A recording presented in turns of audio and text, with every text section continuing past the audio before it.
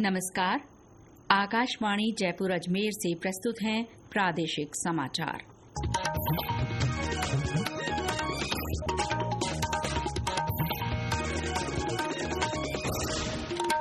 मुख्य समाचार।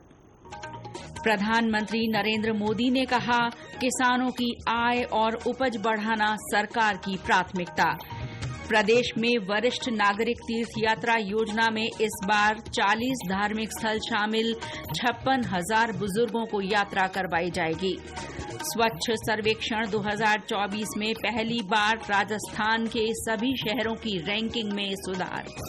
और मानसून की सक्रियता से प्रदेश के जल स्रोत लगभग 64% भरे, आज 6 जिलों में भारी बारिश का रेड अलर्ट। समाचारों के साथ मैं शीला चावला और अब समाचार विस्तार से। प्रधानमंत्री नरेंद्र मोदी ने कहा है कि किसानों की आय और उपज बढ़ाना सरकार की प्राथमिकता है। श्री मोदी आज बिहार के मोतिहारी में विभिन्न विकास परियोजनाओं के शिलान्यास और लोकार्पण के अवसर पर बोल रहे थे। उन्होंने कहा कि पीएम किसान सम्मान निधि योजना के तहत अब तक किसानों को आवास योजना ग्रामीण के लाभार्थियों को 160 करोड़ रुपए से अधिक की राशि आवंटित की जा चुकी है। प्रधानमंत्री ने कहा कि मंत्रिमंडल ने हाल ही प्रधानमंत्री धन धान्य कृषि योजना को मंजूरी दी है। इस योजना में कृषि के मामले में सबसे पिछड़े 100 जिलों को चिन्हित किया जाएगा। इस योजना का सीधा फायदा देश के करीब 1.25 करोड़ किसानों को होगा। श्री मोदी ने कहा कि युवाओं को रोजगार प्रोत्साहन के लिए सरकार 1 लाख करोड़ रुपए की योजना लेकर आई है।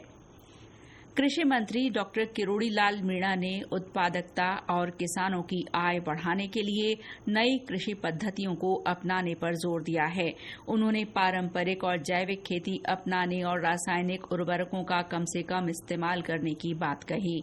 डॉक्टर मीणा आज जयपुर में विभागीय अधिकारियों और विभिन्न कंपनियों के प्रतिनिधियों की बैठक में बोल रहे थे।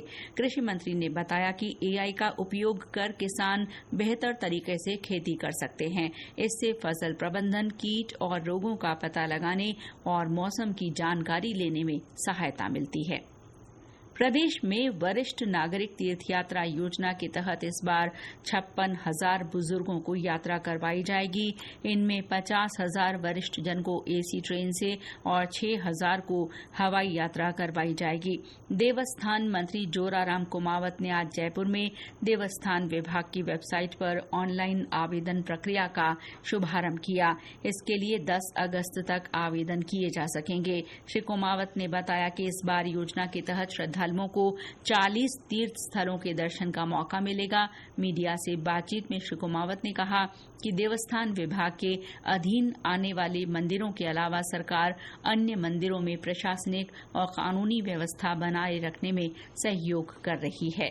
राजस्थान में करोड़ों मंदिर है। उनमें से जो हमारे अधीन है, एक तो नाथद्वारा है और एक है सावरिया से। बाकी हमारे देवस्थान विभाग के 593 मंदिर है।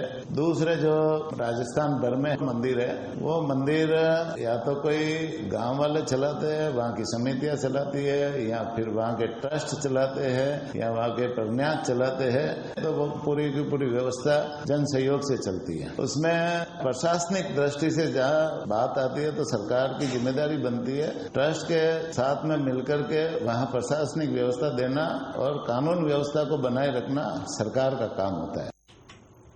राज्य में बाघों के संरक्षण और टाइगर रिजर्व की सुरक्षा सुनिश्चित करने के लिए आज जयपुर में बैठक आयोजित की गई।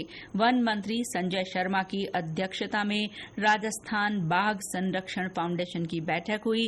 इसमें प्रदेश के विभिन्न टाइगर रिजर्व में बाघों की संख्या, निगरानी व्यवस्था और तकनीकी संसाधनों पर चर्चा की गई। इस दौरान वन मंत्री ने सीसीटीवी, ड्रोन सर्विलांस और ई गश्त प्रणाली को मजबूत करने के निर्देश दिए। उन्होंने अभ्यारण्यों में साफ सफाई की उचित व्यवस्था के साथ ही पर्यटकों के लिए सुविधाएं बढ़ाने पर भी जोर दिया। राज्य सरकार ने आरटीई के तहत शैक्षिक सत्र 2025-26 के लिए प्री प्राइमरी शिक्षा के नियमों में बदलाव किया है। अब राज्य के निजी स्कूलों में आरटीई के तहत निःशुल्क प्रवेश केवल यूकेजी 3 और पहली कक्षा में संभव होगा। माध्यमिक शिक्षा निदेशक सीताराम जाट ने सभी जिला शिक्षा अधिकारियों को इस बारे में निर्देश जारी किए हैं। उन्होंने स्पष्ट किया कि पूर्व प्राथमिक स्तर की एलकेजी और यूकेजी 2 में अब फीस पुनर्भरण की अनुमति नहीं दी जाएगी। इससे नीचे की कक्षाओं में नामांकित बच्चों को निःशुल्क और अनिवार्य शिक्षा का अधिकार अधिनियम आरटीई का लाभ नहीं मिलेगा।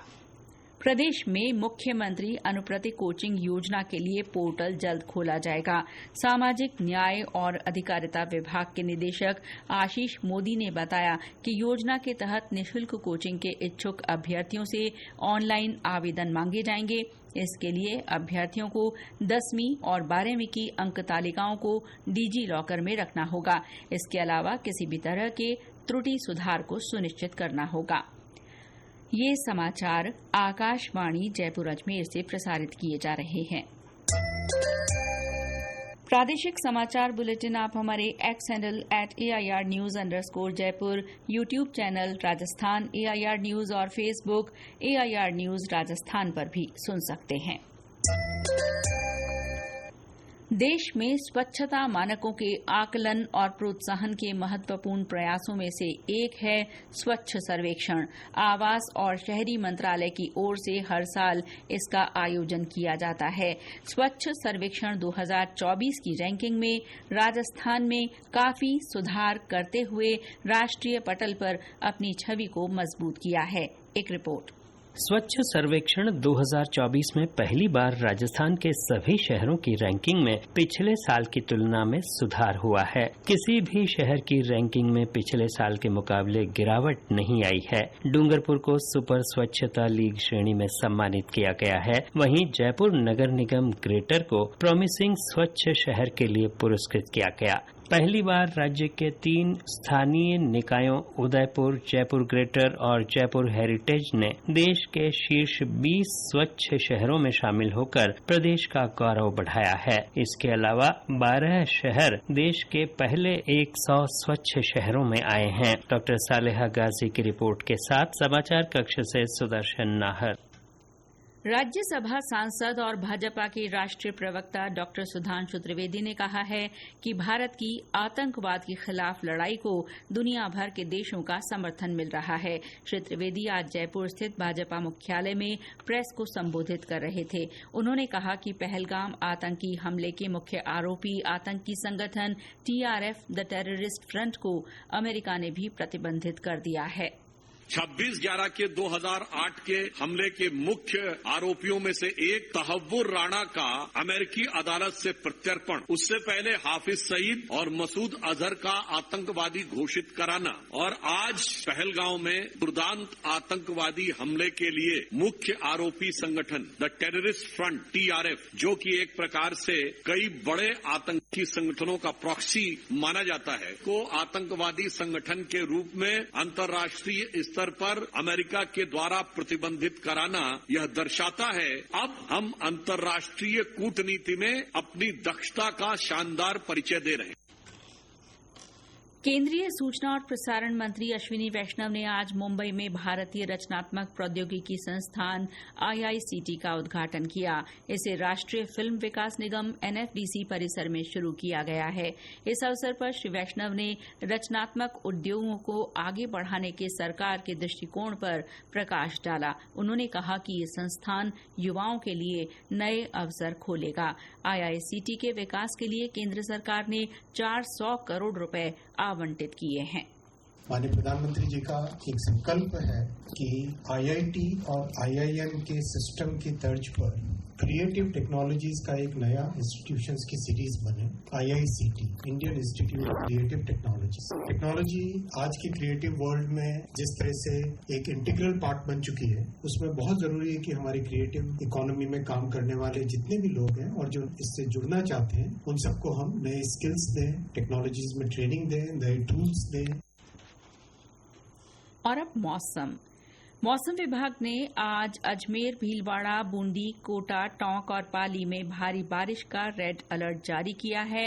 इसके अलावा 9 जिलों में तेज बरसात का ऑरेंज अलर्ट और कुछ जिलों में येलो अलर्ट बताया गया है।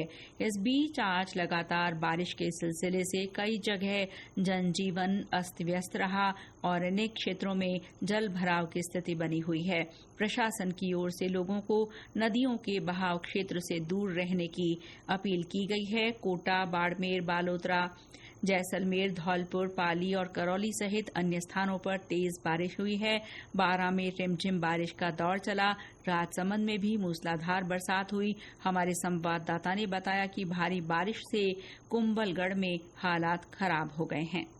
राजसमंद में आज मूसलाधार बारिश के बाद जनजीवन प्रभावित रहा। जिले के कुंभलगढ़ क्षेत्र में भारी बारिश के बाद पेरोका मठ से परशुराम महादेव मंदिर जाने वाले रास्ते पर बने पुलिया से एक महिला बरसाती नाले में बह गई, जिसके बाद राजसमंद से सिविल डिफेंस की टीम को रेस्क्यू के लिए मौके पर भेजा गया। वहीं पानी के कारण कुंभलगढ़ सायरा मार्ग भी बंद हो गया। कुंभलगढ़ क्षेत्र में आज कुल 75 मिलीमीटर बारिश रिकॉर्ड की गई। वहीं जिले के प्रमुख बांधों में से एक बागेरी नाका बांध में लगातार पानी की आवक होने से अब 2.5 फीट की चादर चल रही है, जिससे नंदसमंद बांध में भी पानी की आवक तेजी से हो रही है, जिसके जल्दी ही छलकने की संभावना है। दिनेश सोत्रीय, आकाशवाणी समाचार, राजसमंद।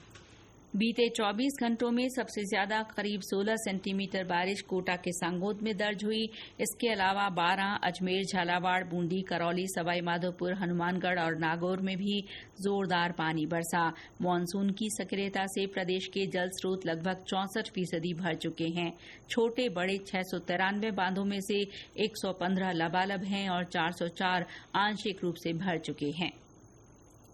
जयपुर में आज से CA student talent search grand finale की शुरुआत हुई। पहली बार की गई इस पहल का उद्घाटन विधानसभा अध्यक्ष वासुदेव देवनानी ने किया। इस अवसर पर उन्होंने कहा कि चार्टर्ड अकाउंटेंट देश की अर्थव्यवस्था का महत्वपूर्ण हिस्सा होते हैं। श्री देवनानी ने कहा कि सभी सीए को राष्ट्र प्रथम की भावना से काम करना चाहिए, जिससे उनकी प्रतिभा का उपयोग देश हित में हो सके।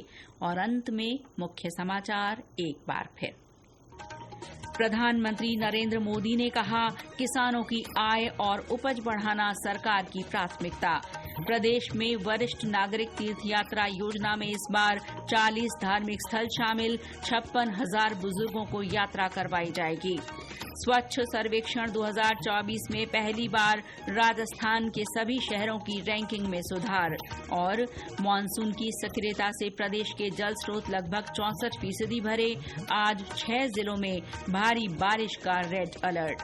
इसके साथ ही प्रादेशिक समाचार बुलेटिन समाप्त हुआ। नमस्कार।